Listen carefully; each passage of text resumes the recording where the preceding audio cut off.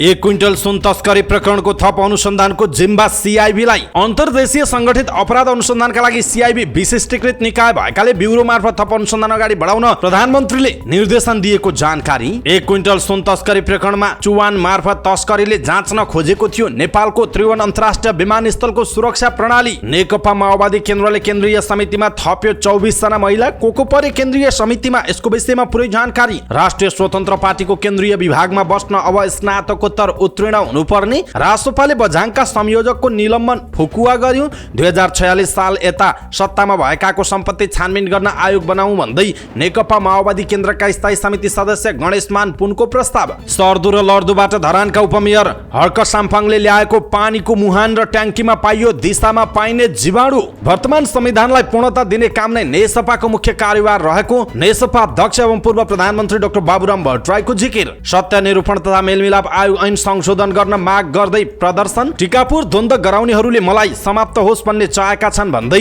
नागरिक उन्मुक्ति पार्टीका संरक्षक रेशम चौधरीको भनाई। इन्जिनियरिङ पढाइको शुल्क नबढाउन माग गर्दै विद्यार्थीहरूले गरे प्रदर्शन। श्रमजीवी पत्रकारको श्रम अधिकार सुनिश्चितताको माग गर्दै सूचना तथा प्रसारण विभागमा धरना। सरकारले नै आफूहरूलाई लुटेको निर्माण व्यवसायीहरूको आरोप। तत्काल माग पूरा नभए देशभर निर्माण कार्य ठप्प पार्ने निर्माण व्यवसायीहरूको चेतावनी। दोलखामा पहिरो गयो, 15 महिने शिशुको ज्यान गयो, 3 जना बेपत्ता। भारतले निर्यात रोकेपछि चामलको भाउ अचाकले बढ्यो, मनोमानी मूल्य बढाउनेलाई कारबाही गर्ने सरकारको तयारी। सिटिभिटीको डिप्लोमा तथा प्री डिप्लोमा तहको परीक्षा भदौमा हुने। वैदेशिक रोजगार अभिमुखीकरण तालिम दिने संस्थासँग विभागले माग्यो कर्मचारीको विवरण। नगरपालिकाको लेटर प्याड किर्ती गरेको आरोपमा विद्यालयका सञ्चालक र प्याप्सन नगर अध्यक्ष पक्राउ। भारतपुर अस्पतालले 84 वर्षीय गरिब चेपाङबाट असुल्यो उपचार खर्च। प्रहरीको चारित्रिक प्रमाणपत्रलाई आइतबारदेखि पूर्ण रूपमा अनलाइन बनाइँदै। वाशिंगटन डीसी स्थित नेपाली दूतावासमा पर्यटन प्रवर्धन कार्यक्रम आयोजना हुँदै।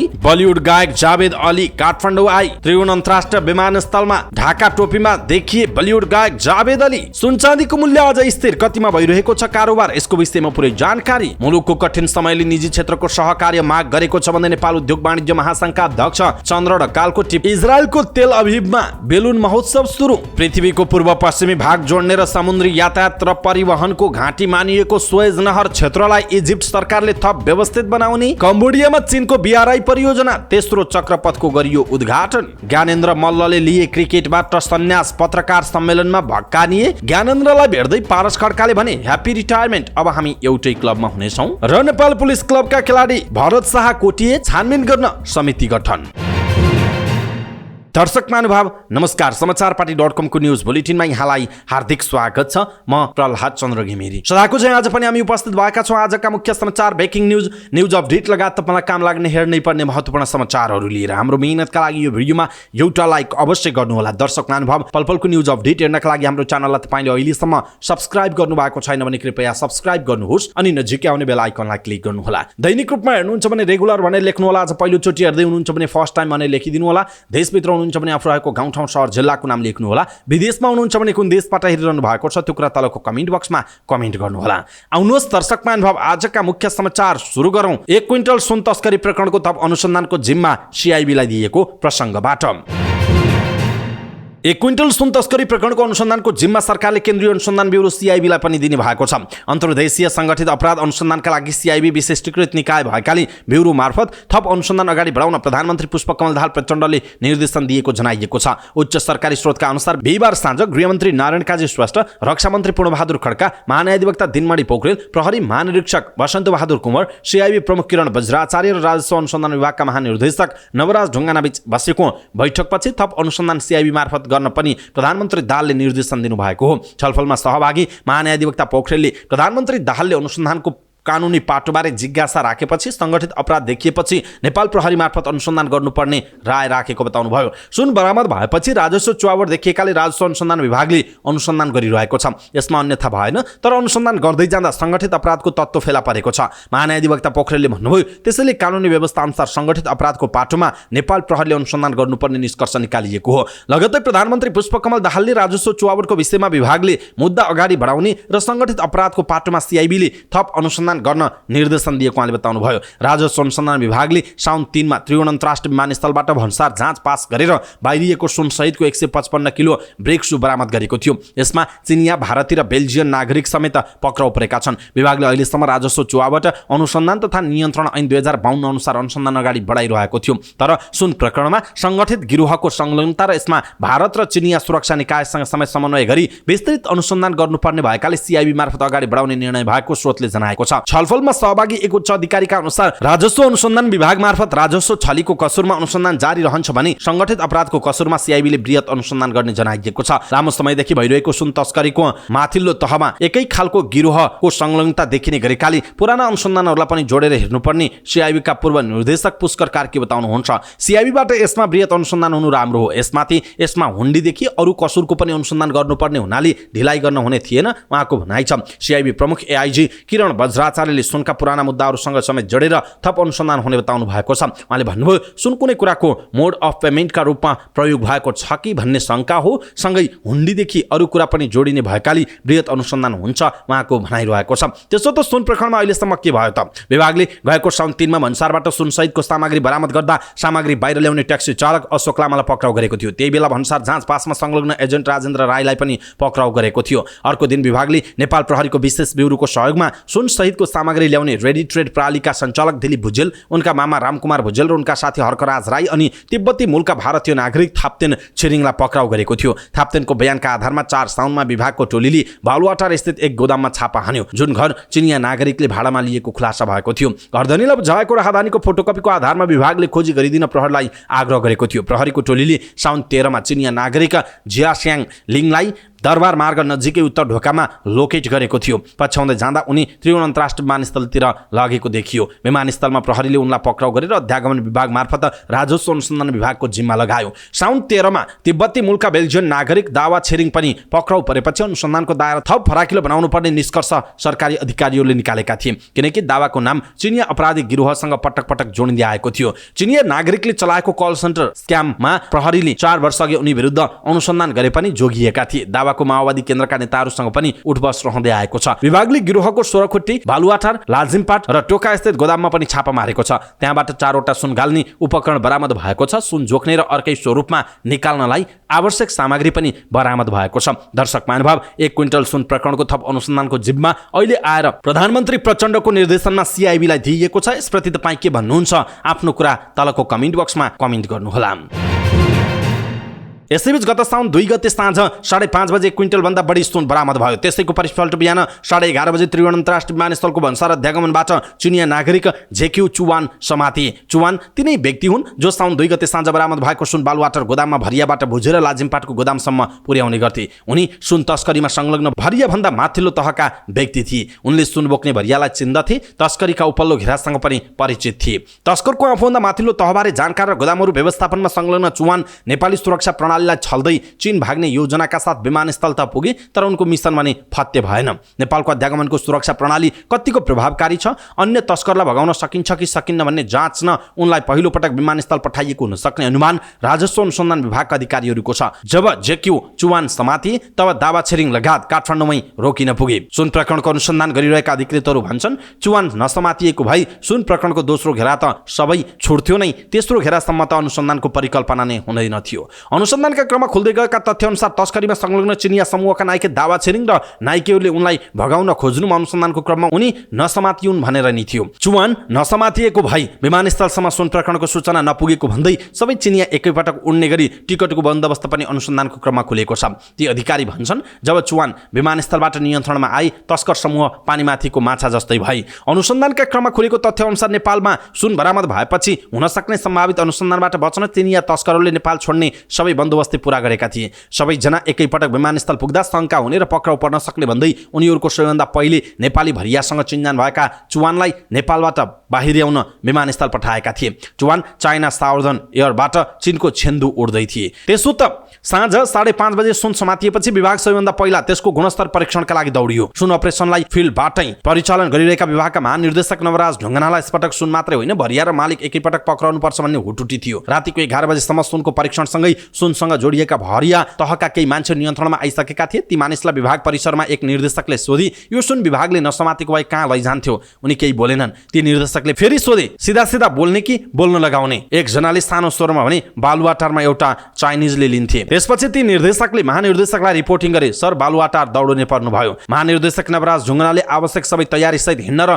थप केही परिसम्पर्कमा रहन निर्देशन दिए। सुनसहित बरामद भएको ट्याक्सीमा विभागका केही सशस्त्र प्रहरी र बालुवाटार क्लू दिनेलाई हालेर ती निर्देशक बालुवाटार दौडिए। जसले बालुवाटार क्लू दियो तिनले बाटोमा जाँदै गर्दा ठिक लोकेसन दिएनन् भन्ने कुरा पनि चपाउन थाले। कहिले महाराजगञ्ज कहिले चण्डोल त कहिले कता टिम घुमिरह्यो। उनले ठिक लोकेसन रातिको 2:30 बजे मात्र दिए। त्यो अधिकारीले सुनाए। त्यो थियो बालुवाटारको प्रधानमन्त्री निवास नजिकैको एउटा 3 तले घरको ग्राउन्ड फ्लोरमा एउटा सटर। अनुसन्धान टोलीले राति नै घरबेटीलाई तत्काल उठाएर सोध्यो यो सटरमा के छ। घरबेटीले जवाफ दिए थाहा छैन। यो कसले भाडामा लिएको हो। निर्देशकले पुनः प्रश्न गरे। घरबेटीले भने चाइनिज हो। निर्देशकले फेरि सोधे चिन्नुहुन्छ। घरबेटीले भने चिन्दिन। नचिनेको मान्छेलाई घर भाडामा दिने कुनै सम्झौता छैन। निर्देशक कड्की। घरबेटीले केही नभएको सुनाए। निर्देशकले विमानस्थलमा ठूलो परिमाणमा सुन भेटिएको र तस्करहरूको सुन यहाँ राख्ने गरेको पाइयो। तपाईँ पनि हामीसँग विभाग हिँड्नुस्। रातिको 2 बजे पक्राउ पर्ने भएपछि आत्तिएका घरबेटीले कोठा भाडामा लिने चाइनिजको पासपोर्टको फोटो खिचेको भन्दै अडानबाट गले। घरबेटी बाबुलाल डङ्गोलबाट लिएको पासपोर्टको फोटो ती निर्देशकले महानिर्देशक रमराज ढुङ्गानालाई फरवार्ड गरेर भने यसलाई तत्काल ब्लक गर्नु पर्यो। महानिर्देशकले जवाफ फर्काई डन गो अहेड। टोलीले राति नै सो सटर सिल गर्यो र बोलाएको बेला विभागमा हाजिर हुने शर्तमा घरबेटीलाई छोडेर विभाग फर्कियो। यति बेला रातिको 3:30 बजिसकेको थियो। विभागको अनुसन्धानका अधिकारीका अनुसार त्यति बेलासम्म तस्करीको यति ठूलो घटनाबारे सर्वसाधारणलाई जानकारी थिएन। सुनबारे केही भरिया पक्राउ परेका थिए। सुन लैजाने एउटा गोदाम फेला परेको थियो र सुन चाइनिजको पासपोर्टको र सुन लिने चाइनिजको पासपोर्टको फोटो पनि। बिहानै भइसके पनि विभागको टोलीका कोही पनि सुतेनन्। 3 साउनको दिन बिहानैदेखि फेरि तस्करमा संलग्नको खोजी र अपरेसन पुनः सुरु भयो। दिनभरको अपरेसन सुन ल्याउने कम्पनीका सञ्चालक दिलीप भुजेल, उनलाई कम्पनी खोल्न सघाउने मामा रामकुमार भुजेल र मामालाई सघाउने तिब्बतीय नागरिक थुप्तेन छिरिङ पक्राउ परे। साँझ सुन समातिएको कुरा मिडियामा चुइयो। प्रधानमन्त्रीसँग प्रत्यक्ष रिपोर्टिङमा रहेको विभाग चाहन्थ्यो सुन प्रकरणका मुख्य अभियुक्त पक्राउ गरेर मात्रै कुरा बाहिर जाओस्। मिडियामा सूचना चुइएपछि संलग्नहरू भाग्न सक्ने डर थियो। त्यसो त साउनको 4 गते बिहानैदेखि विमानस्थलबाट 1 क्विन्टल सुन छिरेको विषयले देश तरङ्गित बन्यो। विभागमाथि सफलतासँगै थप संलग्न पक्राउ पर्लान् कि नपर्लान् भन्ने दबाव पनि थियो। तर 11:30 बजे चीनको छेन्दुका लागि उड्न लागेका चिनिया नागरिक आइपुगेको जानकारी अध्यागमन विभागले राजस्वलाई पठायो। विभागका महानिर्देशक नवराज ढुङ्गानाले मध्यरातमा नै आफ्ना निर्देशकले पठाएको पासपोर्टको फोटो अध्यागमनमा पठाएर ब्लक गर्न भनेका रहेछन्। सोही आधारमा लिङ चुवानलाई पक्राउ गरेर विभागमा ल्याइयो। मध्यरात बालुवाटार नजाउँ कि भन्ने पनि थियो। ती अनुसन्धान अधिकृत सम्झन्छन्। तर नगएको भई सुन तस्करी प्रकरण भरियामै सीमित हुने थियो। जब चुवान हिरासतमा आए उनले सुरुमा चिनिया बाहेक केही पनि बोल्न नजानेको बताए। उनीबाटै थप अगाडि बढ्ने योजनामा रहेको विभाग केही समय अल्झियो। चुवान दोस्रो दिनमै बोल्न थाले। चुवानले आफूले बालुवाटारबाट रिसिभ गर्ने सुन लाजिमपाटमा लगेर केही चिनियालाई दिने गरेको बताए। त्यही आधारमा विभागले लाजिमपाटमा गोदाम फेला पार्यो। सोही गोदामबाट प्राप्त डकुमेन्टले गोदामको पछिल्तिर चिनियाले भाडामा लिएको अपार्टमेन्ट पनि फेला पर्यो। त्यस्तै अपार्टमेन्टबाट विभागको टोली 16 खुट्टेको गोदामसम्म पुग्यो। 16 खुट्टेको गोदामले विभागको अनुसन्धानलाई भिएना होटलमा पुर्यायो भने भिएना होटलबाट विभागको अनुसन्धान टोखाको फ्याक्ट्रीसम्म पुग्यो। शनिबार 13 साउनको दिन अपराह्न 4 बजेदेखि सुरु भएको टोखाको अपरेसन बिहान 5 बजे सकियो। फ्याक्ट्रीबाट सिधै ठमेल आएर विभागले तस्करीका नाइके बेल्जियन नागरिक दावा छिरिङलाई नियन्त्रणमा लियो। 14 साउनको बिहान छिरिङ नियन्त्रणमा आएपछि विभाग अहिले उनको बयान र अनुसन्धानमा केन्द्रित छ। नेपालमा हुने सुन तस्करीको मूल्य व्यवस्थापक र योजनाकार दावा नै भएको निष्कर्षमा विभाग छ। दावा र उनका चिनिया सहकर्मीसँग जोडिएका सुनका गोदाम र टोखाको फ्याक्ट्रीले पछिल्लो 3 वर्षदेखि नेपालमा सिलसिलेवार सुन तस्करी भएको र यो 100 किलोमा रहेको देखिएको छ।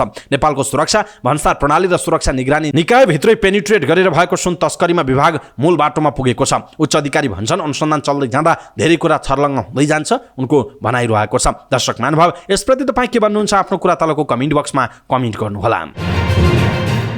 नेकपा माओवादी केन्द्रले केन्द्रीय समितिमा 24 जना महिला थप गरेको छ। केन्द्रीय समितिमा 33% महिला प्रतिनिधित्व सुनिश्चित गर्न 24 जना महिला थपिएको हो। थपिएका केन्द्रीय महिलाहरू केन्द्रीय समितिको बैठकमा सहभागी भएका छन्। यसअघि अध्यक्ष पुष्पकमल दाहाल प्रचण्डले बुधबारको केन्द्रीय समितिको बैठकमा 33% महिला थप गर्ने प्रस्ताव गर्नुभएको थियो। हाल माओवादी केन्द्रको केन्द्रीय समितिमा 385 जना छन्। 24 जना महिला थप गरेपछि 409 सदस्यीय केन्द्रीय समिति भएको जनाइएको छ। थपिएका केन्द्रीय सदस्यहरूमा आङदावा शेर्पा, इन्दिरा अधिकारी, उमा कपाली, उर्मिला विक, गंगा खड्का, गीता कुमारी कणेल चौलागाई, गीता साई, छमकुमारी खनाल, दिलमाया बुढा मगर, निर्माया श्रेष्ठ, निशा नेउपानी, पार्वती थापा, भगवती तिवारी, मोतीकला चलाउने, लाल कुमारी पुन, लीला शर्मा, सपना परियार, सीता दाहाल, सुशीला घिमिरे, सुशीला पौडेल, सूर्यकुमारी विक, सरू चौधरी रहेको जनाइएको छ।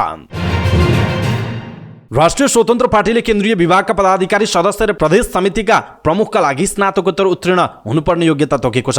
बिहिबार बसेको केन्द्रीय समितिको बैठकले ती पदका लागि स्नातकोत्तर उत्तीर्ण हुनुपर्ने वा सम्बन्धित विभाग अनुसारको क्षेत्रमा कम्तीमा 10 वर्ष अनुभव भएको वा असाधारण क्षमता भएको हुनुपर्ने योग्यता तोकेको छ। पार्टी महामन्त्री मुकुल ढकालका अनुसार प्रदेश समितिका पदाधिकारी र सदस्यका लागि स्नातक उत्तीर्ण हुनुपर्ने मापदण्ड बनाइएको छ। त्यस्तै स्नातक उत्तीर्ण नभए सम्बन्धित विभाग अनुसारको क्षेत्रमा 5 वर्षको अनुभव वा असाधारण क्षमता भएको हुनुपर्ने मापदण्ड बनाइएको छ। स्थानीय तहका विभाग प्रमुखका लागि कम्तीमा कक्षा 12 उत्तीर्ण वा विभाग अनुसारको क्षेत्रमा 2 वर्ष अनुभव वा असाधारण क्षमता हुनुपर्ने मापदण्ड बनाइएको महामन्त्री ढकालले बताउनु भएको छ। यसैबीच राष्ट्रिय स्वतन्त्र पार्टीले बझाङका संयोजक नगेन्द्र खड्काको निलम्बन फुकुवा गरेको छ। पत्रकार सुनिल मण्डेललाई आक्रमण गरेको आरोप लागेका उनलाई जिल्ला संयोजकबाट यसअघि हटाइएको थियो। पार्टीले गरेको छानबिनका क्रममा खड्का दोषी नदेखिएकाले पदमा पुनर्बहाली गरिएको महामन्त्री मुकुल ढकालले जानकारी दिनुभयो। पार्टीको केन्द्रीय समितिको बैठकले रूपन्देहीमा पार्टी कार्यकर्ता बीच भएको झगडा संलग्न दामोदर खत्रीलाई 3 महिनाका लागि निलम्बन गरेको छ। खत्री पार्टीमा फर्कन चाहेर स्वयंअनुसार योगदान गरेको पुष्टि भई 3 महिनापछि पार्टीले निलम्बन फुकुवा गर्ने निर्णय लिन सक्ने ढकालले बताउनुभयो। बैठकले केन्द्रीय अनुशासन आयोगको नियमावली पनि पारित गरेको छ। नियमावली पारित भएसँगै पार्टी हित विपरीत कार्य गर्नका लागि अनुशासनको कारबाही गर्ने विधि तय भएको ढकालले बताउनुभयो। बैठकले पार्टी दस्तावेज तयार गर्नका लागि 17 जनाको टोलीलाई गाउँ पठाउने निर्णय गरेको छ। टोली 15 दिन जनतामाझ गएर मतदाताको अपेक्षा बुझ्ने ढकालले बताउनुभयो। जनताले राष्ट्रपाललाई कस्तो दल देख्न चाहन्छन् त्यही बुझ्नका लागि गाउँ जान लागेका हुँ ढकालले भन्नुभयो। राजनीतिक दस्तावेज तयार गर्न गाउँ जाने टोलीको खर्च पार्टीले बिहोर्ने जनाइएको छ। नेकपा माओवादी केन्द्रका स्थायी समिति सदस्य गणेशमान पुनले 2046 सालपछि सत्तामा भएका सबै नेताहरूको सम्पत्ति छानबिन तथा भ्रष्टाचार निवारणका लागि सर्वशक्ति सम्पन्न आयोग निर्माण गर्नुपर्ने बताएका छन्। पार्टी केन्द्रीय समितिको चौथो पूर्ण बैठकको तेस्रो दिन प्रस्तावित प्रतिवेदनमाथि आफ्नो धारणा राख्ने क्रममा नेता पुनले यस्तो प्रस्ताव गर्नुभएको हो। उहाँले नेपालको राजनीति हरेक पार्टी हरेक तहका नेताहरूलाई दलालहरूले गाँजेको भन्दै त्यसैले राजनीतिक शुद्धिकरण र यसैको आधारमा पार्टीमा शुद्धिकरण पनि हुने बताउनुभयो। अध्यक्ष पुष्पकमल दाहाल प्रचण्डले प्रस्तुत गरेको प्रतिवेदन मूलभूत हिसाबले सही भएकाले त्यसको मूल स्पिरिटमा समर्थन गर्ने उहाँले बताउनुभयो। अहिले बनेको वातावरणलाई उपयोग गर्दै कस्तो शिक्षा, कस्तो स्वास्थ्य, कस्तो कृषि, कस्तो रोजगारी भन्ने सिद्धान्त, ज्ञान र भिजन सहितको पार्टी निर्माणको अभियान चलाउनु पर्ने भन्दै उहाँले यसबाट समाजवादको आधार बनाउने तर्फ उद्धत गर्ने बताउनु भएको छ। धरानको खानेपानीमा दिशामा पाइने जीवाणु कोलिफर्म भेटिएको छ। खानेपानी बोर्ड मार्फत धरानमा वितरण भइरहेको पानीको मुहान र ट्याङ्कीको पानी परीक्षण गर्दा कोलिफर्म पाइएको हो। धरानको हाल वितरण भइरहेको खानेपानीमा कोलिफर्म भेटिएको प्रतिवेदन इटहरी स्थित नेपाल सरकार खानेपानी मन्त्रालय पानीको गुणस्तर परीक्षण प्रयोगशालाले दिएको छ। कोलिफर्म 0 युनिट रहेको पानी मात्र खाने योग्य हुने प्रयोगशालाले जनाएको छ। धरानमा देखिएको पानीको अभाव कम गर्न अहिले धरानका मेयर हर्क साम्फाङ पानीको मुहान सुधार र स्रोत व्यवस्थापनमा लाग्नु भएको छ। स्रोत व्यवस्थापन र पानीको मुहान सुधारमा लागे पनि खानेपानीको मुहानको पानी शुद्धिकरण मा ध्यान नदिँदा सर्वसाधारणको घर घरमा कोलिफर्म पुग्न थालेको देखिएको छ। सर्दु लड्दु सहित पछिल्लो समय ल्याएका खोला खोल्सा सहित 6 वटा मुहानको पानी शुद्धिकरण नगरी पिउन नहुने कोलिफर्म युक्त प्रदूषित भएको पाइएको छ। सबैभन्दा बढी भालु खोलाबाट ल्याई विजयपुर गौधारा ट्याङ्कीमा खसारिएको पानीमा कोलिफर्मको मात्रा 35 युनिट पाइएको छ। फुस्रो स्थित ट्याङ्कीको पानीमा कोलिफर्म 30 युनिट पाइएको छ। निशानी खोलाको पानीमा कोलिफर्म 20 युनिट पाइएको छ। सर्दु खोलाको पानीमा कोलिफर्म 10 युनिट पाइएको छ। लड्दु खोलाको पानीको कोलिफर्म 15 युनिट पाइएको छ। पछिल्लो समय कोकाहाबाट पानी ल्याएर विष्णु चौकमा झारिएको पानीमा समेत कोलिफर्म 5 युनिट पाइएको जनाइएको छ। धरान 17 स्थित कुम्बी आहालमा जमिन मुडीबाट निकालेको पानी भनी कोलिफर्म 0 रहेको जनाइएको। राष्ट्रिय स्वतन्त्र पार्टी धरान नगर समितिले 7 ठाउँको मुहानको र ट्याङ्कीको पानी संकलन गरी पानीको गुणस्तर परीक्षणका लागि बुझाएको थियो। प्रयोगशालाले दिएको प्रतिवेदन सहित बिहिबार राष्ट्रिय स्वतन्त्र पार्टीले धरानको खानेपानी प्रदूषित रहेको विषयमा मेयर हर्क साम्पाङलाई ध्यानाकर्षण पत्र बुझाएको छ। धरानको खानेपानीमा मेयर साम्पाङ आएपछि भालुखोला, सर्दु, लड्दु, निशाने र कोकाहाबाट पानी ल्याइएको जनाइएको छ। नेपाल समाजवादी पार्टी नेसपाका अध्यक्ष एवं पूर्व प्रधानमन्त्री डाक्टर बाबुराम भट्टराईले संविधानमा रहेका अपूर्णतालाई पूर्णता दिने कामलाई आफ्नो पार्टीले मुख्य कार्यभार बनाएको बताउनु भएको छ। भक्तपुरमा आयोजित पार्टीको बागमती प्रदेश स्तरीय प्रशिक्षण भेलामा बोल्दै उहाँले संविधानलाई पूर्णता दिँदै अगाडि बढ्ने कामलाई आफ्नो पार्टीले मुख्य जोड दिने बताउनुभयो। अध्यक्ष भट्टराईले मुलुक संघीय लोकतान्त्रिक गणतन्त्रको नयाँ युगमा प्रवेश गरेको उल्लेख गर्दै संविधानलाई पूर्णता दिने, यसको कार्यान्वयनमा ठिक ढङ्गले गराउने र नेपाली जनतालाई सुशासन र समृद्धि दिने काममा आफूहरू लागि पर्ने प्रतिबद्धता समेत व्यक्त गर्नुभयो। उहाँले नेपाललाई संसार एउटा समुन्नत देशहरूको दिशामा अगाडि बढाउने कार्यभारलाई आफ्नो पार्टीले आत्मसात गरेर अगाडि बढिरहेको जिकिर समेत गर्नुभयो। अध्यक्ष भट्टराईले आफ्नो पार्टीले अरू पार्टीहरूले जस्तो सत्ताका लागि मरिहत्ते नगर्ने बताउनुभयो। उहाँले एउटा जीवन्त पार्टीमा फरक विचार आउन सक्ने भन्दै त्यसलाई सङ्घर्ष, एकता र रूपान्तरणको माध्यमबाट व्यवस्थापन गर्दै अगाडि बढाउने पनि बताउनु भएको छ। संक्रमणकालीन न्याय सम्बन्धी कानुनलाई संशोधन गर्न संसदमा विचाराधीन विधेयकका त्रुटिपूर्ण प्रावधान तत्काल सच्याउन माग गर्दै धरना दिएको छ। काठमाडौँ जिल्ला प्रशासन कार्यालय अगाडि आम द्वन्द्व पीडित र मानवाधिकार समुदायले संक्रमणकालीन न्याय सम्बन्धी ऐन संशोधन गर्न बनेको विधेयकमा व्यवस्था गरेको त्रुटिपूर्ण प्रावधान तत्काल सच्याउन सरकारसँग माग गरिएको हो। उनीहरूले सरकारले संक्रमणकालीन न्याय सम्बन्धी ऐनमा मानवता विरुद्धका गम्भीर अपराधलाई पनि क्षमा योग्य बनाएको भन्दै विरोधमा द्वन्द्व पीडितहरूले ऐन सच्याउन माग गरेका छन्। प्रदर्शनकारीहरूले सत्य र बेपत्ता छानबिन आयोग पदाधिकारीहरू र सिफारिस आयोग जोखिमपूर्ण रहेको बताएका छन्। उनीहरूले द्वन्द्व पीडितका लागि सिफारिस पनि राजनैतिक भागबण्डाका आधारमा गरेको विगतको अनुभव रहेको बताएका छन्। उनीहरूले विधेयकमा राखिएका सिफारिस समितिको प्रावधान र विशेष अदालत गठन संविधानमा भएका प्रावधानलाई नराखी सरकारले आफै गठन गर्ने गरी सरकारले विशेष अदालत गठन गर्ने प्रावधान सच्याउनु पर्ने बताएका हुन्। प्रदर्शनकारीहरूले महान्यायाधिवक्ताको तजविजमा मुद्दा चलाउने वा नचलाउने भन्ने अधिकार खारेज गर्नुपर्ने उनीहरूको भनाइ छ। द्वन्द्व पीडितहरूका सम्पूर्ण मागहरू सरकारले सम्बोधन गर्नुपर्ने उनीहरूको माग छ। उनीहरूले सरकारले संशोधन गर्न ल्याएको विधेयकलाई सच्याएर ऐन जारी गरी न्याय दिन पनि माग गरेका छन्।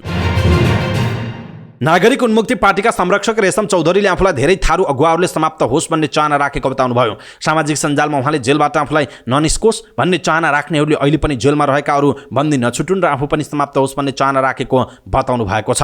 सामाजिक सञ्जालमा उहाँले लेख्नु भएको छ, मेरा धेरै थारू अगुवाहरू जेलबाट मलाई ननिस्कोस् भन्ने चाहना राख्दथे, साथै अहिले पनि जेलमा रहेका अरू बन्दी कुनै पनि हालतमा नछुटुन् र रेशम चौधरी समाप्त होस् भन्ने यिनको चाहना हो, उहाँको भनाइरहेको छ। टिकापुरमा द्वन्द्व गराउने पनि उनीहरू नै रहेको चौधरीको आरोप। उहाँले राजबन्दीको नाममा फाइदा लिने र अहिले भाग नपाएर विरोध गर्ने गरेको टिप्पणी गर्नुभयो। हिजो टिकापुर द्वन्द्व गराउने पनि यिनै हुन्, राजबन्दीको नाममा कुम्ल्याउने पनि यिनै हुन्, अहिले भाग नपाएर जथाभावी भोग्ने पनि यिनै हुन्, उहाँले लेख्नु भएको छ। चौधरीले नाङ्गाको कुनै इज्जत बेइज्जत नहुने र नाङ्गिएको मान्छे सधैँ अरूलाई नङ्ग्याउन प्रयत्नरत हुने गरेको पनि उल्लेख गर्नुभएको छ। थापाथली क्याम्पसमा इन्जिनियरिङ पढाइको शुल्क मनमानी ढङ्गले बढाउन खोजेको भन्दै विद्यार्थीहरूले प्रदर्शन गरेका छन्। स्वतन्त्र विद्यार्थी युनियनले त्रिवी इन्जिनियरिङ संस्थान आइओईले इन्जिनियरिङ पढाइको शुल्क मनमानी ढङ्गले बढाउन खोजेको भन्दै प्रदर्शन गरेको। विद्यार्थीले इन्जिनियरिङ पढाइको शुल्क सरकारले 140% बढाउन लागेको बताएका छन्। उनीहरूले त्रिवी इन्जिनियरिङ अध्ययन संस्थान आइओईले 3,30,000 रुपियाँबाट बढाएर 7,77,000 रुपियाँ बनाउन नहुने भन्दै त्यसको विरोधमा विद्यार्थीहरूले प्रदर्शन गरेका हुन्। त्यस्तै थापाथली क्याम्पस सानो क्षेत्रमा सञ्चालनमा रहेको भन्दै इन्जिनियरिङ क्याम्पसलाई अर्को ठाउँमा स्थानान्तरण गर्नुपर्ने उनीहरूको माग छ। उनीहरूले शिक्षामै राजनीति, देशको बेइज्जती, टियु युनिभर्सिटी रोज्ने कि टियु एयरपोर्ट, सरकारले झुटो आशा ठुलो निराशा देखायो, सरकार तिमी पनि मौन बसे म पनि मौन बसिदिन्छु, तर तिमी दरबारमा बस म सडकमा, 140% फी बढ्ने, गरिबले पढ्ने कि नपढ्ने लगायतका प्लेकार्ड बोकेर उनीहरूले प्रदर्शन गरेका हुन्।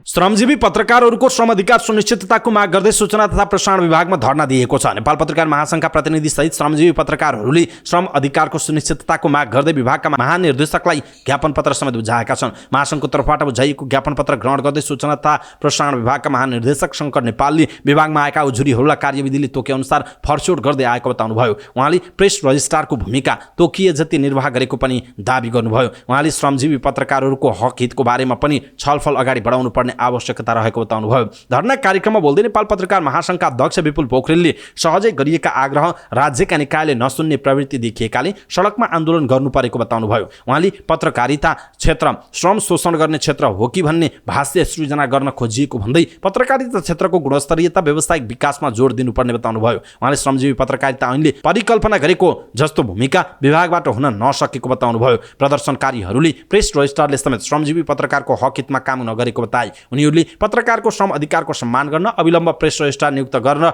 लगायतका प्लेकार्ड र नारा लगाई प्रदर्शन गरेका थिए। नेपाल निर्माण व्यवसायीहरूले सरकारले निर्माण व्यवसायीको माग सम्बोधन नगरी देशभर निर्माण कार्य ठप्प पार्ने चेतावनी दिएका छन्। उनीहरूले प्रधानमन्त्रीको सरकारी निवास बालुवाटारमा भेला भई निर्माण उपकरण सहित धरना दिएका हुन्। कार्यक्रममा निर्माण व्यवसायीहरूले पूर्ववर्ती सरकारले गरेका गल्तीहरू सच्याएर देश विकासका लागि सरकार सच्याउन आवश्यक रहेको बताएका छन्। उनीहरूले बजेट दिन नसक्ने आयोजनाहरू खारेज नगरे देशमा निर्माण व्यवसायीहरूको आन्दोलन थप चर्कने चेतावनी दिएका छन्। कार्यक्रममा बोल्दै नेपाली कांग्रेसका सांसद पूर्णबहादुर तामाङले रक्षा मन्त्रालय नै ठेक्कापट्टामा लागेको भन्दै रक्षा मन्त्रालयले सुरक्षा व्यवस्था चुस्त बनाउने हो कि ठेक्कापट्टामा लाग्ने हो भन्दै प्रश्न गर्नुभयो। उहाँले सरकारले निर्माण व्यवसायको माग पूरा नगरे आफूले सांसद पद त्याग्ने पनि बताउनुभयो। उहाँले निर्माण व्यवसायीहरू प्लेकार्डमा मात्र एकीकृत हुने नभई जस्तोसुकै बेलामा एकीकृत हुनुपर्ने बताउनुभयो। उहाँले छिटो काम सम्पन्न गर्ने कुरामा पनि सबै निर्माण व्यवसायीहरू लाग्नुपर्ने बताउनुभयो। उहाँले लामो ग्याप गरेर भुक्तानी नरोक्न सरकारलाई सुझाव दिँदै प्रत्येक महिनाको ग्याप राखेर रकम भुक्तानी गर्न आग्रह गर्नुभयो। कार्यक्रममा बोल्दै महासङ्घका पूर्व अध्यक्ष जयराम लामिछानेले निर्माण व्यवसायीहरू सरकारबाट नै ठगिरहेको आरोप लगाउनुभयो। उहाँले सरकारको काम निर्माण व्यवसायीहरूले गरेकाले कामको भुक्तानी सबैभन्दा पहिला गर्नुपर्ने बताउनुभयो। उहाँले निर्माण व्यवसायी नेपालको मुहार फेर्ने जमात भएकाले बाटोमा खडा हुने अवस्थाको बाध्यकारी अवस्था नबनाउन चेतावनी पनि दिनुभयो। विरोध कार्यक्रममा महासङ्घका पूर्व अध्यक्ष यक्षध्वज कार्कीले ढुङ्गा माटोसँग खेल्ने निर्माण व्यवसायीहरूलाई सडकमा आन्दोलन गर्न बाध्य नबनाउन सरकारसँग आग्रह पनि गर्नुभएको छ। दोलखाको गौरीशंकर गाउँपालिका 7 टोपाटारमा पहिरो खस्दा एकजना शिशुको ज्यान गएको छ भने 3 जना बेपत्ता भएका छन्। अन्य 3 जना घाइते भएका छन्। गैराती 9 बजेतिर बस्तीबाट करिब 400 मिटर माथिबाट पहिरो खसेको थियो। सो पहिरोमा परि गौरीशंकर गाउँपालिका 7 का टोपबहादुर थामीका 15 महिनाका छोरा प्रिन्स थामीको मृत्यु भएको जिल्ला प्रहरी कार्यालय दोलखाले जनाएको छ। पहिरोमा परि गौरीशंकर गाउँपालिका 7 का 49 वर्षीय हरिलाल श्रेष्ठ, सोही ठाउँका 60 वर्षीय कृष्णबहादुर मगर र 50 वर्षीय देवीमाया मगर बेपत्ता छन्। उनीहरूको खोजी कार्य भइरहेको प्रहरीले जनाएको छ। पहिरोमा परेर गौरीशंकर गाउँपालिका 7 टोपाटारका 40 वर्षीय यज्ञबहादुर थामी, उनकी श्रीमती 39 वर्षीय धनमाया थामी र बुहारी 22 वर्षीय सीता थामी घाइते छन्। उनीहरूको शरीरका विभिन्न भागमा चोट लागेको प्रहरीले जनाएको छ। वडा अध्यक्ष दावा शेर्पाका अनुसार पहिरोले टोपाटारका 3वटा घर पुरिएका थिए। सो ठाउँका अरू केही घर जोखिममा रहेको उहाँले बताउनुभयो। स्थानीय घट्टे खोलामा आएको बाढीले झोलुङ्गे पुल बगाएपछि आउजाउ गर्न पनि कठिन भएको उहाँले जानकारी दिनुभयो। भारतले साउनको 4 गते बासमती बाहेकको सेतो चामलको निर्यात बन्द गर्ने घोषणा गरेपछि नेपाली बजारमा त्यसको प्रत्यक्ष असर देखिन थालेको छ। भारतको घोषणाको एक साता नपुग्दै नेपाली बजारमा व्यापारीहरूले चामलको भाउ बढाउन थालेका छन्। अहिले एक बोरामा 500 रुपैयाँसम्म मूल्य वृद्धि भएको गुनासो उपभोक्ताले गरिरहेका छन्। तर मनलाग्दै मूल्य वृद्धि नियन्त्रण गर्न छोडेर सरकार विज्ञप्ति, पत्राचार र निर्देशन मात्र गरेर बसिरहेको छ। बुधबार मात्र वाणिज्य आपूर्ति तथा उपभोक्ता संरक्षण विभागले पुरानै मूल्यमा चामल बेच्न निर्देशन दिएको सूचना जारी गर्यो। अनुगमन प्रभावकारी नहुँदा निर्देशन कार्यान्वयन फितलो छ। कोटेश्वरकी रूपा काफ्लेले एक सातामै 300 भन्दा बढी तिरेर एक बोरा चामल किनेको सुनाउनुहुन्छ। मिन भवनका विष्णु गुरुङले पनि 200 रुपैयाँ बढी तिरेर चामल ल्याएको बताउनुभयो। यस्तै गुनासो बढेपछि वाणिज्य आपूर्ति तथा उपभोक्ता संरक्षण विभागले पुरानै मूल्यमा चामल बिक्री गर्न निर्देशन दिएको हो। तर खुद्रा व्यापारीहरू भने होलसेलबाट भाउ बढेरकाले महँगो परेको जवाफ दिन्छन्। विभागका प्रवक्ता होमनाथ भट्टराई 3वटा अनुगमन टोली बनाएर अनुगमन भइरहेको बताउनुहुन्छ। अहिले विशेष गरी चामलको मूल्य वृद्धिमा हामी फोकस भएका छौँ। अर्कोतर्फ ग्यासको मूल्य घटे पनि व्यापारीहरूले बढाएर बेचेको भन्ने गुनासो आएपछि आयल निगमसँग मिलेर पनि अनुगमन भइरहेको छ भट्टराईले भन्नुभएको छ। यसबीच चामलको भाउ उपभोक्ताको भान्सासम्म पुग्दा अस्वाभाविक बढाएको प्रमाणित भए उपभोक्ता संरक्षण ऐन 2075 आकर्षित हुनेछ। यसमा अनुगमन स्थलमै 5000 देखि 3 लाख रुपैयाँसम्म जरिवाना हुने विभागले जनाएको छ। अर्कोतर्फ कसुरको मात्रा र प्रकृतिको आधारमा मुद्दा समेत जाहेर हुने जनाइएको छ।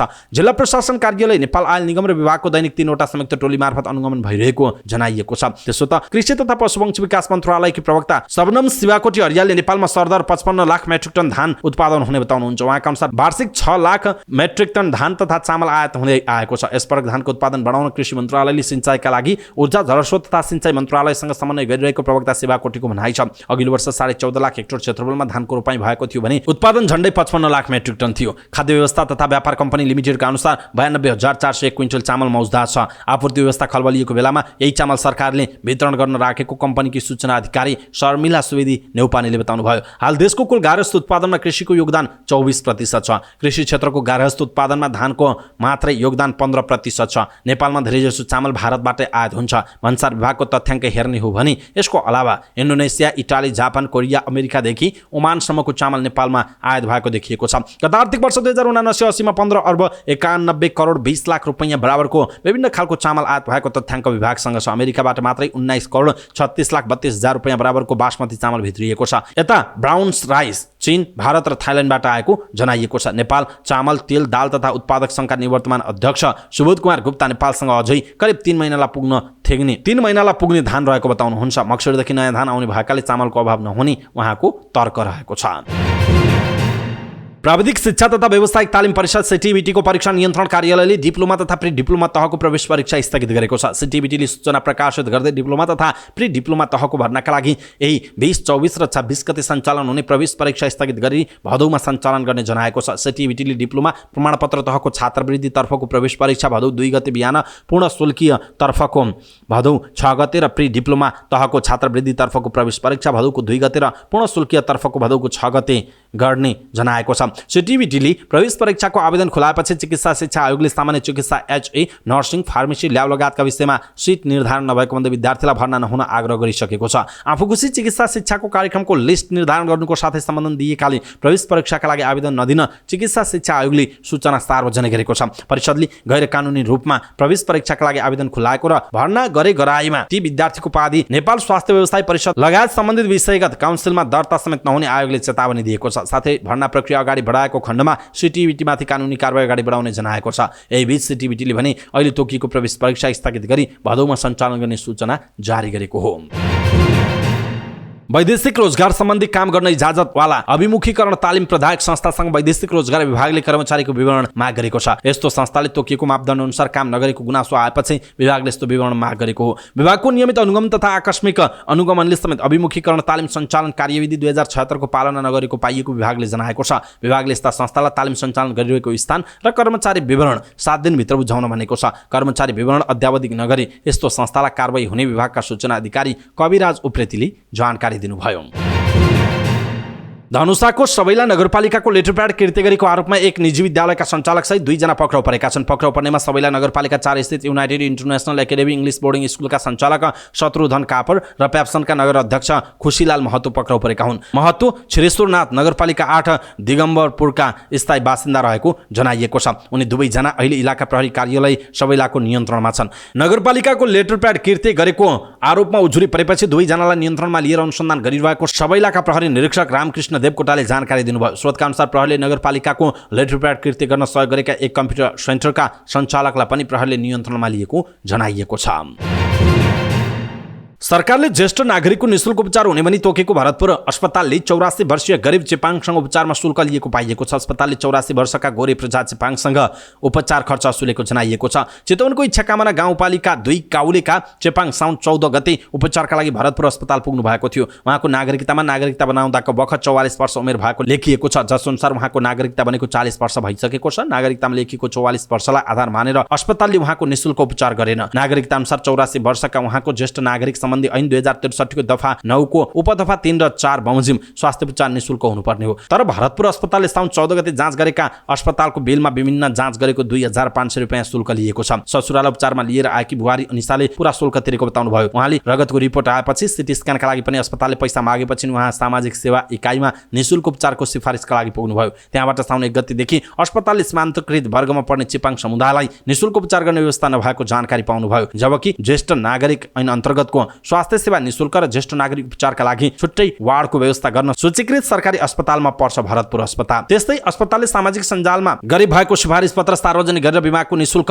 उपचार गर्ने घोषणा समेत गरेको छ। यसको केही दिनपछि निर्देशिकाले नै निःशुल्क उपचार गर्न तोकेको चेपाङको उपचार गर्न भने अस्पतालले शुल्क असुलेको हो। 2071 साल जेठको 2 गते नै स्वास्थ्य तथा जनसङ्ख्या मन्त्रालयले सचिव स्तरको निर्णयबाट भरतपुर अस्पताल सहित देशका 13 वटा अस्पताललाई ज्येष्ठ नागरिक निःशुल्क अस्पतालको रूपमा तोकिएको छ। घोरेले 4000 का दरले आउने वृद्ध भत्ताबाट उपचार खर्च र गाडी भाडा तिरेको बताएका छन्। उनको अतिरिक्त आम्दानी छैन। उपचार निःशुल्क हुने भएपछि बुहारी निसाले ससुराल उपचार गर्न पैसा नभएको र अस्पतालले शुल्क लिएको बारे चितवनको अनौपचारिक क्षेत्र सेवा केन्द्र इन्सेक जिल्ला संयोजक दिपेन्द्र अधिकारीलाई जानकारी गराएकी थिइन्। इन्सेकका संयोजक अधिकारीले अस्पतालका प्रशासकसँग अनुरोध गरेपछि बल्ल उनको सिटी स्क्यानका लागि शुल्क नलागेको जनाइएको छ। अस्पतालका medical superintendent doctor Krishnaprasad Paudel भने सामाजिक सेवा इकाइमा जानकारी नभएका कर्मचारी हुँदा त्यस्तो समस्या भएको हुन सक्ने बताउनुभयो। उहाँले चेपाङ जाति सीमान्तकृतमा सूचीकृत हुँदैमा उनीहरूको निःशुल्क उपचार गर्ने कानुनी दायित्व नभएको स्पष्ट पार्नुभयो। यद्यपि ज्येष्ठ नागरिक भएकाले उहाँले पाउने निःशुल्क सुविधा दिन अस्पतालको कमजोरी भएको भने उहाँले स्वीकार गर्नुभयो। परराष्ट्र मन्त्रालय अन्तर्गतको कन्सुलर सेवा विभागले आइतबारबाट प्रहरी चारित्रिक प्रमाणपत्र पुलिस रिपोर्टलाई पूर्ण रूपमा अनलाइन माध्यमबाट प्रमाणीकरण गर्ने भएको छ। केही दिन अघि परराष्ट्र मन्त्री एनपी साउदले कन्सुलर सेवा विभागलाई उक्त निर्देशन दिनुभएको थियो। यसको आगामी आइतबार परराष्ट्र मन्त्रीले त्रिपुरेश्वर स्थित कन्सुलर सेवा विभागको कार्यालयमा उद्घाटन गर्ने कार्यक्रम रहेको जनाइएको छ। अमेरिकाको वाशिंटन डीसी स्थित नेपाली दूतावासमा नेपालको पर्यटन प्रवर्धन सम्बन्धी एक कार्यक्रम आयोजना हुने भएको छ। युएसएआईडी र नेपाल पर्यटन बोर्डले प्रायोजन गरेको 2 योजना अन्तर्गत निर्मित तथा प्रसारित नेपालको पर्यटन प्रवर्धनका लागि निर्मित भिडियो प्रदर्शनका लागि सो कार्यक्रम आयोजना गरिएको थियो। कार्यक्रमको सुरुमा अमेरिकाका लागि नेपाली राजदूत श्रीधर खत्रीले सहभागीहरूलाई स्वागत गर्दै नेपालको सामाजिक आर्थिक विकास प्रयासमा निरन्तर सहयोग गरेकोमा युएसएआईडी को सराहना गर्नुभयो। साथै पीबीएस भिडियोका निर्माता डेनिस होली र this is America and the world कार्यक्रमका स्टेलर कावाजुल साझाकस र त्यसमा संलग्न सबैलाई धन्यवाद दिनुभयो। नेपाल मनमोहक प्रकृति सांस्कृतिक विविधताको धनी देश भएको उल्लेख गर्दै राजदूत खत्रीले नेपाल बाह्य लगानीका लागि समेत खुल्ला रहेको बताउनुभयो। कार्यक्रमलाई सम्बोधन गर्दै युएसएआईडी की उपसहायक निर्देशक अञ्जली कौरले नेपालमा कृषि पर्यटन र सूचना प्रविधि जस्ता क्षेत्रको विकासमा युएसएआईडी को प्राथमिकता रहेको बताउनुभयो। उहाँले नेपाल पर्यटन बोर्ड एनटिबी सँगको समझदारीमा यस वर्षको जुनमा सुरु गरिएको पर्यटन अभियान सफल भएकोमा खुसी व्यक्त गर्नुभयो। उहाँले नेपाल स्थित दूतावास, एनटिभी र अन्य सरकारी निकायहरूको साथ लिएर संयुक्त राज्य अमेरिका भरका PBS च्यानलहरूमा जुन महिनादेखि प्रसारण भइरहेका कार्यक्रमहरूको 5 भागका भिडियोहरू निर्माण गर्न पाएकोमा सन्तुष्टि व्यक्त गर्नुभयो। नेपालको विकासमा अमेरिकी सहयोग आगामी दिनमा पनि जारी रहने उहाँले बताउनु भएको छ। सांगीतिक प्रस्तुतिका लागि चर्चित बलिउड गायक जावेद अली काठमाडौँ आइपुग्नु भएको छ। उहाँले शुक्रबार सोल्टी होटलको प्रिभे क्लबमा कन्सर्ट गर्ने कार्यक्रम छ। नेपाल आउने बित्तिकै आयोजकले उहाँलाई ढाका टोपी लगाएर स्वागत गरेका थिए। आफ्नो पहिलो नेपाल भ्रमणमा उहाँले आफ्ना चिरपरिचित गीतहरू नेपाली फ्यान समक्ष प्रस्तुत गर्ने तयारी गर्नु भएको छ। गत बिहिबार एक भिडियो सन्देश जारी गर्दै गायक अलीले आफ्नो कन्सर्टमा उपस्थित हुन नेपाली प्रशंसकहरूलाई अपील गर्नुभएको थियो। दक्षिण भारतीय फिल्म पुष्पामा समावेश गीत श्रीवाली उहाँको पछिल्लो हिट गीत हो। त्यसबाहेक तेरी झलक असरफी फिल्म तुम मिले को तुही हकीकत, बजरंगी भाईजान को तू जो मिला, कजरारे, गलत बात है, गुजारिश, तुम मिली, अर्जिया, गले लग जा, आओ जाओ मेरी तमन्ना, दीवाना कर रहा है लगा दर्जनौं हिट गीत उनको नाममा छन्। अर्का चर्चित बलिउड गायक अरिजित सिंहको पनि आगामी नोभेम्बर 25 मा काठमाडौँमा कन्सर्ट हुने जनाइएको छ। साताको अन्तिम दिन सुन र चाँदीको मूल्य स्थिर छ। नेपाल सुन चाँदी व्यवसायी महासङ्घका अनुसार छापावाल सुनको मूल्य 1,12,200 रुपियाँ कायम छ। त्यसै गरी तेजाबी सुनको मूल्य 1,11,650 रुपियाँ छ। चाँदीको मूल्य 1,425 रुपियाँ कायम रहेको नेपाल सुन चाँदी व्यवसायी महासङ्घले जनाएको छ। बिहिबार पनि सुन र चाँदीको मूल्य शुक्रबार बराबरकै रूपमा कारोबार भएको जनाइएको छ। नेपाल उद्योग वाणिज्य महासङ्घका अध्यक्ष चन्द्र ढकालले मुलुकको कठिन समयले निजी क्षेत्रको सहकारी माग गरिरहेको बताउनु भएको छ। ढकालले महासङ्घको नेतृत्व लिएर 100 दिनमा गरेका कामहरूको विषयमा पत्रकार सम्मेलन गरेर जानकारी दिँदै यस्तो बताउनु भयो। उहाँले सङ्कटमा पुगेको अर्थतन्त्रलाई चलायमान बनाउनु पर्ने कठिन समयमा मुलुकले निजी क्षेत्रको सहकारी खोजेको बताउनु भयो। उहाँले विगतको समयदेखि नै आफूले निजी क्षेत्रका मुद्दाहरू एउटै भएकाले सहकारी आवश्यकता रहेको बताउनु भएको छ। उहाँले मुलुकमा धेरै क्षेत्र विभाजित भइरहेका बेला निजी क्षेत्रका छाता सङ्गठन नेपाल उद्योग वाणिज्य सङ्घ, नेपाल उद्योग परिसङ्घ र नेपाल चम्बर अफ कमर्स एकै ठाउँ आउनु सुखद पक्ष भएको उल्लेख गर्नुभयो। उहाँले पछिल्लो समय निजी क्षेत्रका माग र प्रतिक्रिया संयुक्त रूपमा दिँदा निजी क्षेत्र एकताको सन्देश गएको समेत बताउनु भयो। बजेट र मौद्रिक नीतिमा निजी क्षेत्रका सुझाव एउटै रहेको उहाँको भनाइ छ। उहाँले निजी क्षेत्रले माग गरेको जग्गा सम्बन्धी व्यवस्था, वातावरणीय मूल्याङ्कन सम्बन्धी सहजता, खानीजन्य वस्तुको उत्खनन तथा निर्यात जस्ता दीर्घकालीन महत्त्वका विषय समेटिए पनि तत्कालको समस्या समाधान हुन नसकेको बताउनु भयो। उहाँले विगतमा आयात निरुत्साहित गर्ने र चालु पुँजी कर्जा मार्गदर्शनले समस्यामा पारेको भन्दै यसले बाह्य क्षेत्र सन्तुलित बनाए पनि मुलुकभित्रको अर्थतन्त्रमा मन्दी आएको बताउनु भयो। उहाँले मौद्रिक नीतिमा निजी क्षेत्रको ठूलो अपेक्षा भए पनि नीतिले त्यसलाई सम्बोधन गर्न नसकेको बताउनु भयो। इजरायलको तेल अभिवमा बेलुन स्टोरी प्रदर्शनी सुरु भएको छ। इजरायलले विगत केही वर्ष यता वातावरण मैत्री बेलुन स्टोरी प्रदर्शन गर्दै आएको छ। बेलुन स्टोरीमा सहभागी कलाकारहरूले सृजनात्मक तथा दिगोपनको फ्युजनलाई समेटेका छन्। प्रदर्शनमा राखिएका बेलुनहरू बायोडिग्रेडेबल बेलुनहरू हुन्। यिनीहरूले वातावरणलाई हानि गर्दैनन्। बलुन प्रदर्शनसँगै आयोजना गरिएको विभिन्न कार्यक्रम र प्रदर्शनहरूले प्राचीन बाइबलीय दृश्यहरूदेखि भविष्यको अन्तरिक्ष अन्वेषण र प्रिय परिकथाहरू चित्रित गरेको छ। प्रदर्शनीको उद्देश्य पौराणिक कथा, इतिहास, इजरायली संस्कृति र प्रिय परिकथाहरूका दृश्यहरूबारे मानिसहरूलाई बताउनु रहेको छ। बेलुन प्रदर्शनी अगस्त 3 देखि सुरु भएको हो। पृथ्वीको पूर्वी पश्चिमी भाग जोड्ने र समुद्री यातायात र परिवहनको घाँटी मानिएको स्वेज नहर क्षेत्रलाई इजिप्ट सरकारले थप व्यवस्थित बनाउने भएको छ। इजिप्ट सरकारले बिहिबार स्वेज नहर आर्थिक क्षेत्रका लागि लगानी व्यवस्थापन गर्न एमसी जोन इस्थिमार भनिने संयुक्त स्टक कम्पनी स्थापना गर्न स्वेज नहर आर्थिक क्षेत्र प्राधिकरणलाई अधिकार दिएको छ। इजिप्टका प्रधानमन्त्री मोस्तफा मदबोलीले कम्पनी स्थापना गर्ने कदमलाई स्वीकृति दिएको इजिप्ट सरकारले जनाएको छ। इजिप्टको राजपत्रमा प्रकाशित निर्णय अनुसार एससी जोन इस्थिमार अहिले र भविष्यको लगानी व्यवस्थापन गर्न र निजी क्षेत्रसँग संयुक्त विकासको परियोजना स्थापना गर्न रणनीतिक योजनाहरू निर्माण गर्ने जिम्मेवारी दिएको छ। कम्पनीले एससी जोनको पूर्वाधार सञ्चालन गर्न स्थानीय र अन्तर्राष्ट्रिय कम्पनीहरूसँग सहकारी र समझदारी गर्न सक्ने बताइएको छ। कम्बोडियाको नोमपेनमा बिहिबार तेस्रो चक्रपथको उद्घाटन गरिएको छ। चीनको एक्सपोर्ट इम्पोर्ट बैंकको सहुलियत ऋणमा निर्माण गरिएको चक्रपथ राजधानी नोमपेन्हको केही भागलाई घेरेर बनाइएको छ। कम्बोडियाका प्रधानमन्त्री समदेच टेको हुन सेन र कम्बोडियाका लागि चिनिया राजदूत वाङ वेन्टियनले कान्डल प्रान्तको केन स्वे जिल्लामा चक्रपथको उद्घाटन गरेको बताइएको छ। सांघाई कन्स्ट्रक्सन ग्रुपले 52 महिनाको अवधिमा 2वटा नदी पुल र 2वटा फ्लाइओभर सहित 53 किलोमिटर सडक निर्माण गरेको हो। प्रत्येक दिशामा ट्राफिकका लागि 2 लेनको साथ तेस्रो चक्रपथ दक्षिण पश्चिम नोम पेन्होको विन विन बुलेभार्ड राउन्ड अबाउटबाट राजधानीको पूर्वमा काण्डल प्रान्तको राष्ट्रिय सडकसम्म फैलिएको छ। हुनसेनले यो सडक belt and road initiative BRI को रूपरेखा अन्तर्गत कम्बोडिया र चीन साझा भविष्यका समुदायको फलदायी सहयोगको अर्को प्रमाण भएको बताएका छन्। कम्बोडियाको ठूलो भौतिक संरचनाको विकास निर्माणमा चीनले ठूलो धनराशि खर्च गरेको छ। हालैका वर्षहरूमा चीनको belt and road initiative BRI ले गति लिइरहेको छ र दक्षिण पूर्वी एसियाली क्षेत्रका केही आसियान देशहरूले यसमा सहभागी हुन चासो देखाएका छन्। BRI एसिया, युरोप, अफ्रिका र बाहिरका देशहरूमा कनेक्टिभिटी र आर्थिक सहयोग अभिवृद्धि गर्न चीनद्वारा सुरु गरिएको विशाल पूर्वाधार र विकास परियोजना हो। यसले यातायात सञ्जाल, व्यापार मार्ग, ऊर्जा पूर्वाधार, अन्य परियोजनाहरूमा सुधार गर्ने लक्ष्य राखेको छ। ऋणको दिगोपना, पारदर्शिता र भू राजनैतिक प्रभावहरूको बारेमा भइरहेको आलोचनाको बावजुद धेरै आसियान राष्ट्रहरूले BRI लाई विकास र आर्थिक वृद्धिको अवसरको रूपमा हेर्ने गरेको पाइएको छ। क्रिकेटर ज्ञानेन्द्र मल्लले खेलाडी जीवनबाट सन्यासको घोषणा गरेका छन्। एक पत्रकार सम्मेलनको आयोजनामा भावुक बन्दै उनले सन्यासको घोषणा गरे। ज्ञानेन्द्रले अब आफ्नो नयाँ यात्रा प्रारम्भ भएको बताएका छन्। आफ्नो क्रिकेट करियरबाट सन्तुष्ट रहेको उनको भनाइ छ। राष्ट्रको आशा र सपनाको प्रतीक बनेर मैदानमा उत्रँदा 100% दिने प्रयास गरे। आएका कठिन परिस्थितिलाई सिकाइका रूपमा लिई समग्रमा निकै सन्तुष्ट छु उनले भनेका छन्। ज्ञानेन्द्रले पत्रकार सम्मेलनमा आफ्नो पत्नीबाट निकै साथ पाएको बताए। आफ्नै छोरीलाई पनि सम्झी छोरीका नाम लिँदा उनको गला अवरुद्ध भएको थियो।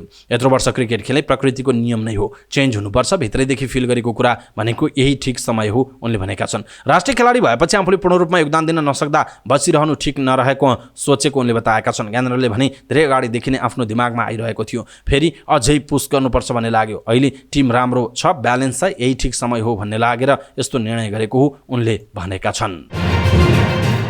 यसैबीच नेपाली क्रिकेट टिमका पूर्व कप्तान द्वय पारस खड्का र ज्ञानेन्द्र मल्ल बीचको केमिस्ट्री धेरैलाई थाहा नै छ। दुवै राष्ट्रिय टिममा छँदा मैदानभित्र उनीहरूको जति ट्युनिङ मिल्थ्यो, मैदान बाहिर पनि उनीहरू बीच उत्तिकै बलियो दोस्ती थियो। मैदान बाहिरको दोस्ती अहिले पनि कायम छ। शुक्रबारबाट ज्ञानेन्द्रले पनि क्रिकेटमा सन्यास लिएका छन्। 2 वर्ष अघि पारसले जुन मिति साउन 19 मा सन्यास लिएका थिए, ज्ञानेन्द्रले पनि त्यही दिन रोजे। यसबाट पनि उनीहरू बीच कति केमिस्ट्री मिल्छ भन्ने अनुमान लगाउन सकिन्छ। पत्रकार सम्मेलनमा ज्ञानेन्द्रले बारम्बार पारसलाई सम्झिएका थिए। पत्रकार सम्मेलनमा ज्ञानेन्द्र हिँड्ने तर्खर गर्दै थिए। अचानक त्यहाँ उपस्थित भए पारस। उनले ज्ञानेन्द्रलाई अङ्कमाल गरी हात मिलाएर भने ह्यापी रिटायरमेन्ट। केही भावुक मुद्रामा रहेका ज्ञानेन्द्र पारसलाई भेटेपछि उज्यालिएका थिए। पारसले माहौललाई हल्का बनाउन खोज्दै भने आजबाट हामी दुवै एउटै क्लबमा भयौँ। दुवैले फोटोका लागि पोज पनि दिए। ज्ञानेन्द्रको पत्रकार सम्मेलनपछि पारसले फेसबुकबाट पनि उनलाई मिठो सन्देश दिएका थिए। नेपाली क्रिकेटमा गरेको अनवरत सेवाका लागि उनले आभार पनि प्रकट गरेका छन्। र नेपाल पुलिस क्लबका फुटबल खेलाडी भरत शाह कुटिएका छन्। प्रहरी क्लबका पूर्व कप्तान रितेश थापाले सामान्य विवादमा उनलाई निर्घात कुटपिट गरेको बताइएको छ। अहिले उनको BNB अस्पतालमा उपचार भइरहेको प्रहरीले जनाएको छ। प्रहरीका अनुसार राष्ट्रिय महिला फुटबल टोलीका प्रशिक्षक अनन्त थापाले साउन 10 मा बोलाएपछि दुवैजना कमलपोखर स्थित एउटा रेस्टुरेन्टमा पुगेका थिए। त्यसक्रममा विवाद भएपछि रितेशले कुटपिट गरेको बताइएको छ। घटनाबारे जानकारी पाएपछि छानबिनका लागि प्रहरीले समिति गठन गरेको छ। प्रहरी कर्मचारी त्यसमाथि खेलाडी त अझ बढी अनुशासित हुनुपर्ने हो। आचरण विपरीतको काम गरेको पाइएपछि प्रहरी नायब निरीक्षक सही रितेशलाई निलम्बन गरेका छौं। राष्ट्रिय प्रहरी प्रशिक्षण प्रतिष्ठानका निर्देशक AIG टेक प्रसाद राईले भन्नुभयो, छानबिनका लागि SSP बेलबहादुर पाण्डेको नेतृत्वमा समिति बनेको छ। राष्ट्रिय टिमका समेत पूर्व खेलाडी रितेश म्याच फिक्सिङ प्रकरणमा परेपछि फुटबल खेल्नबाट प्रतिबन्धित भएका थिए। पछि सफाई पाएर उनी प्रहरीको जागिरमा जोडिएका थिए। अवस्था दर्शक महानुभाव, समाचारपाटी.com को न्यूज बुलेटिन अहिलेका लागि यति नै। हामीले प्रस्तुत गरेका यी समाचारहरूप्रति तपाईको धारणा के छ? आफ्नो धारणा तलको कमेन्ट बक्समा कमेन्ट गर्नुहोला। हाम्रो मेहनतका लागि यो भिडियोमा एउटा सानो लाइक अवश्य गर्नुहोला। दर्शक महानुभाव, पलपलको न्यूज अपडेट हेर्नका लागि हाम्रो च्यानललाई तपाईले अहिलेसम्म सब्स्क्राइब गर्नुभएको छैन भने कृपया सब्स्क्राइब गर्नुहोस् अनि नजिकै आउने बेल आइकनलाई क्लिक गर्नुहोला। समाचारपाटी.com को न्यूज बुलेटिन नेपाली समयअनुसार भोलि बिहान 5 बजे लिएर फेरि हामी उपस्थित हुनेछौँ। पलपलको न्यूज अपडेटका लागि समाचारपाटी.com हेर्दै गर्नुहोस्। नमस्कार।